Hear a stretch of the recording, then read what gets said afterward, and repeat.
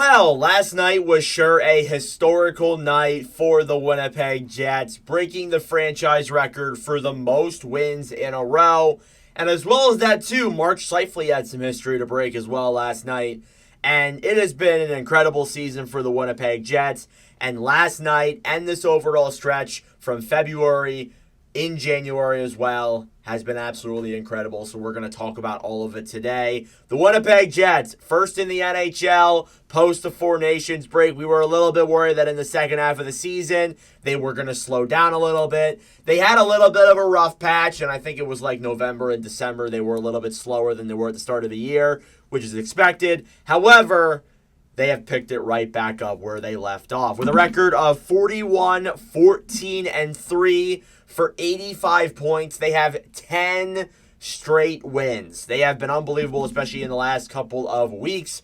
And again, I said it on the live stream last night, which, by the way, thank you, the most viewed live stream of the season so far. I'm looking forward to doing a lot more as we head into the playoffs. Honestly, I said that it was them and Washington competing for that President's Trophy, and that is just a massive gap. Like, those are going to be your two best teams in each conference, Washington and Winnipeg.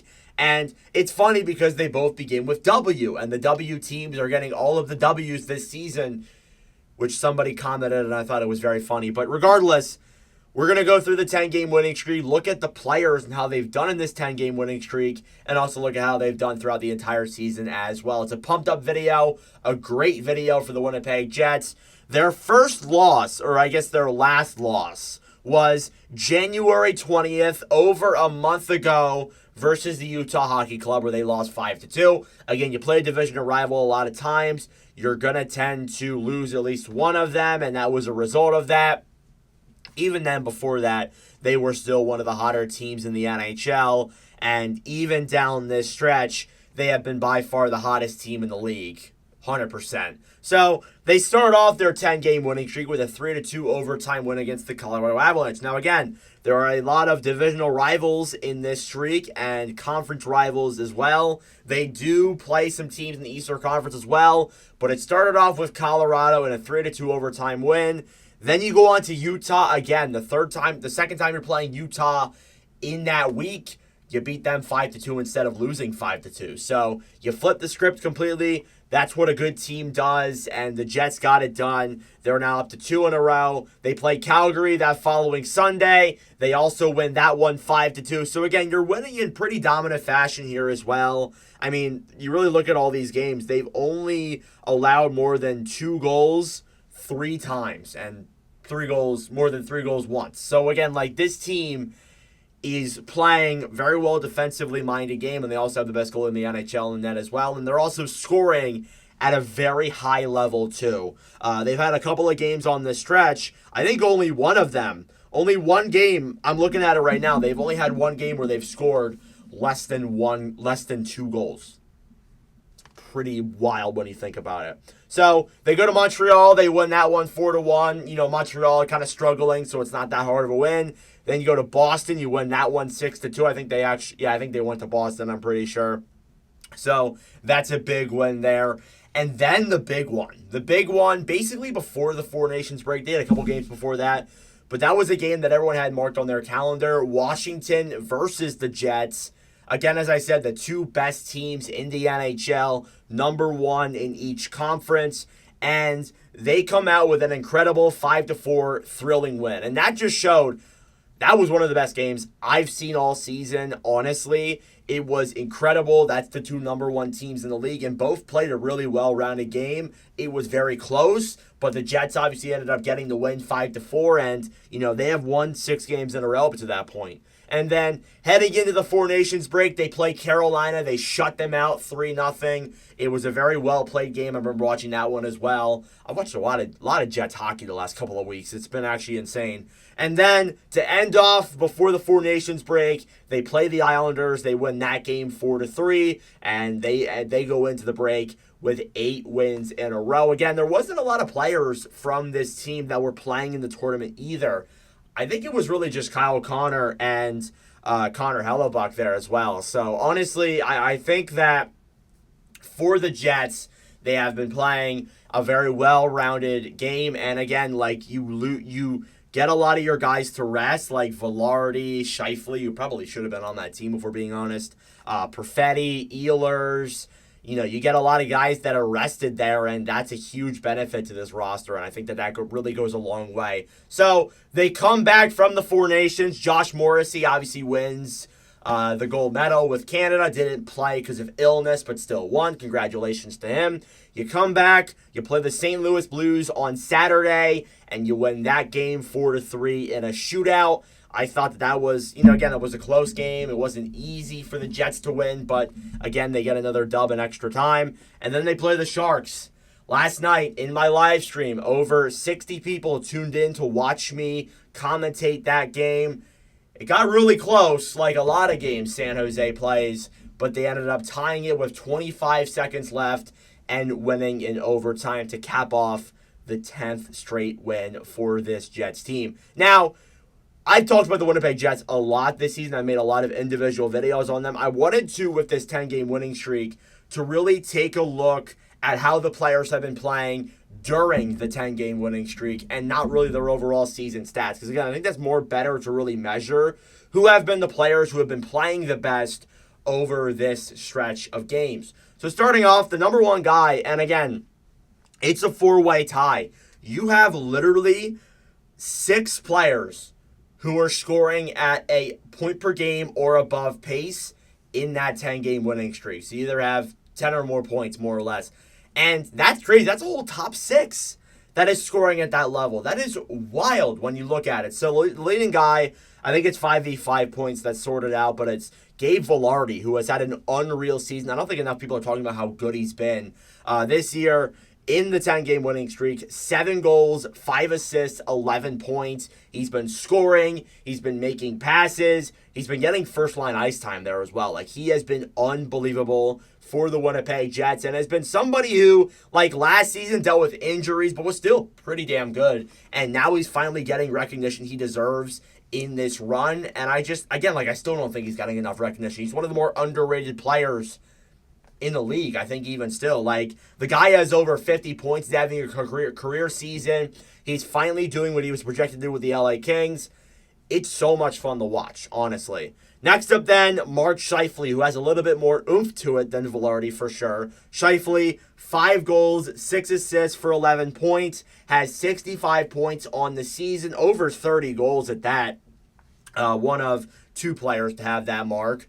And there was a lot of criticism of Scheifele not being on the Four Nations team. And again, like Canada won, I'm not going to come on here and say, they could have had Scheifele on, but let's say they lost. Let's say they lose in that overtime. And there's going to be Jets fans who are like, Scheifele has 32 goals this season.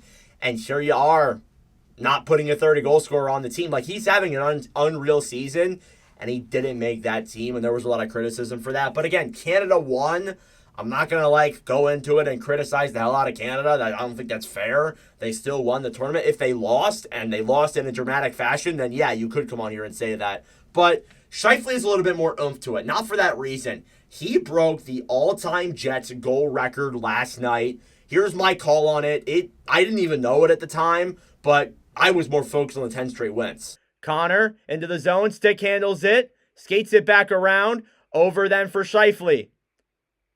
Scheifele directs it back around. The Sharks have been out there way too long. Over to Ehlers, a shot, save, rebound, they score!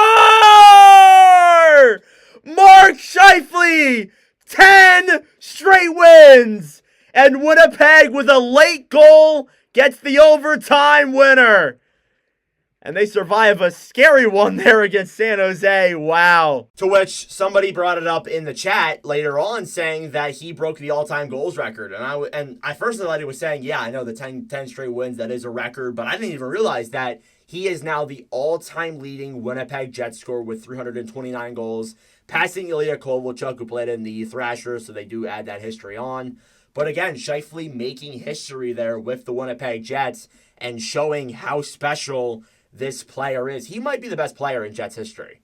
Again, I know that they are a shorter franchise than others. They had some very bad years in Atlanta, and the current Jets team has only been around for, I think like 15 years. They came in like 2011, so they haven't been around like that long. But still, I think he probably is the best player in Jets 2.0 history, to say the least. And he's had an unreal season, and I think that's going to keep on continuing.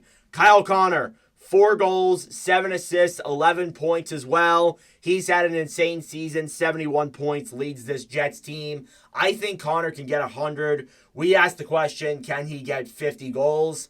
I think it's still out there. The jury is still out on that. I think it's very possible, but I don't know if it's the most likely thing to happen, but we will have to see. Still a lot of time left in the year, but he's got to get 20 more goals. I think 25 more games. It's definitely doable. And I think that for Connor, again, he's passing the puck a lot as well and is overall having a great season, and I don't think enough people are talking about it. I think the Hart Trophy race has really kind of, Connor used to really be in the conversation, but then Draisaitl started lighting it up. He's leading the league in goals. You got Nylander there as well. You got Nathan McKinnon, who leads the league in points. Even his teammate, Connor Hellebuck, might be a bigger Hart candidate than Connor. But yeah, he should be in that conversation for sure. I think I would put him top 10 if it weren't for Hellebuck. I would still put him top 10. But again, you guys remember the video that I did. But I think he would probably be in the top 10, probably like 6 or 7 in the race. I'd have to do another leaderboard. But honestly, I think he's had an incredible season at that. And then Cole Perfetti. Perfetti's a guy that I have criticized a little bit on the channel. I think I've criticized more Jets management than Perfetti himself. But in this winning streak, has 4 goals, 7 assists, 11 points again, and then has 36 points on the season. It's been a little bit of a slower year for Perfetti, but I think he's really understood his role. There have been some criticism of ice time even still under Arneal, but I think that overall, he's rolling in this winning streak. And again, this is a good momentum boost for him. He's over a point per game. I think that he can definitely continue that. He looks noticeable out there. He's not like a guy who, is just, getting secondary assists and, not really doing anything out there and looks invisible. No, he's providing offense. He's playing well. He's having a great year. And I just think that, you look at the points, he's not scoring at the rate of a lot of other players from that draft class are. But I still think he has time to get there. He has time to become that player that we think he can become. And I'm not hating on that whatsoever. And then Nikolai Ehlers, who has been rumored to possibly maybe be leaving Winnipeg at the end of the season. 4 goals, 6 assists for 10 points. He has 50 points on the year, so he's had a great season. I wonder for Ehlers, I really want him to stay with the Winnipeg Jets. I think he's a great fit there. I can't see him anywhere else either, to be honest. But it might be out of Winnipeg's control. Cheveldayoff might try to get him re-signed, but it might be out of his control. Ehlers might be like, I want to go test the market. I want to go see what's happening. Again, we're even seeing reports that Mitch Marner might go and test the market. So, I don't know. We'll have to see. But for Ehlers, I hope he stays. I think he's a great player, and I think he's done a lot of good for the Jets, especially in his time here as well. And then Vladislav Namestnikov, who looked noticeable last night in the game, and I think has had a good season overall as well. 1 goal, 9 assists for 10 points. Again, even though if he's just passing the puck the entire time, he is still above a point per game on this 10-game winning streak and has 30 points on the season. So again, like a third of his points have come on this winning streak. So that just shows he's moving the puck, he's giving passes, he's having a good year.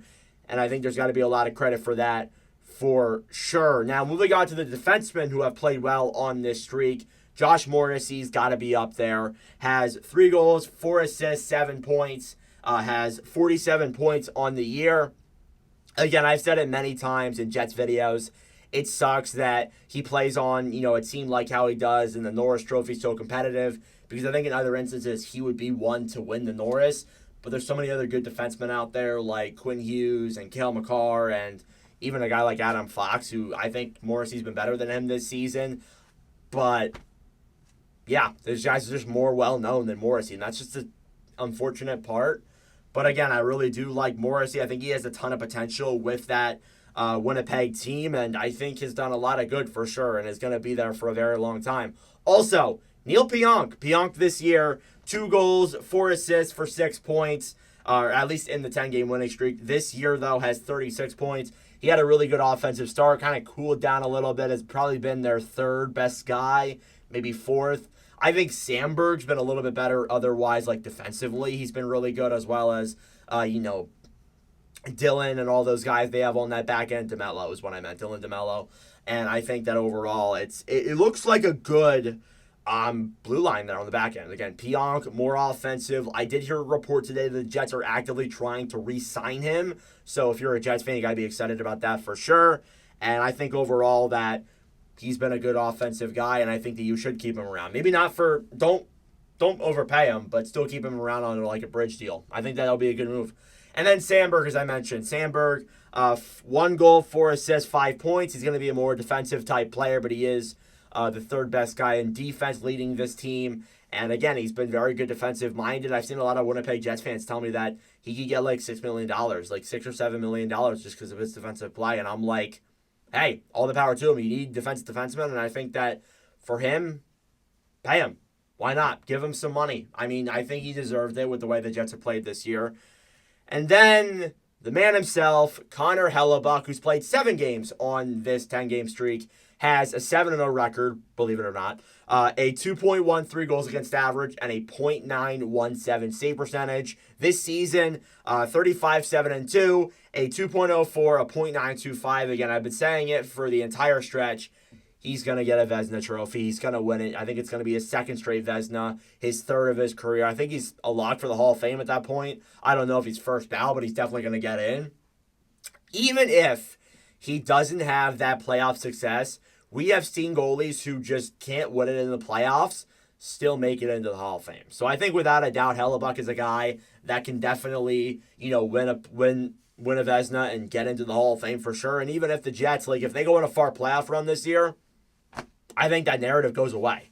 Unless if he's the reason why they lose in whatever round they lose in. But, hey, I guess. But, yeah, likely the Vezina candidate has been unreal in this stretch, and I think that it has been a lot of fun to see him play with the Winnipeg Jets since he's come into the NHL. Also, he is on pace to break the wins record, so that is also something you got to look at there, too. Now, one more thing I want to mention before we wrap up this video is Scott Laughton. Apparently the Jets have been really in on him, and I think that he's probably the number one guy they're looking at. The Jets did offer a first-round pick for him, but the Flyers do want more. I understand that as a Flyers fan myself. I think that if Mikael Granlund can get a first-round pick, I think Scott Laughton should get a first-round pick too. I just think the Jets are a little bit hesitant to kind of give up their first-round pick right away. Maybe there's a bigger move out there, and they don't want to go for it right away. But, I think that you're going all in. You want to win a Stanley Cup, and this team is the best team in the NHL right now. You should go for it. And I don't hate that as a Winnipeg Jets guy and as a guy who's supported them a lot in their stretch.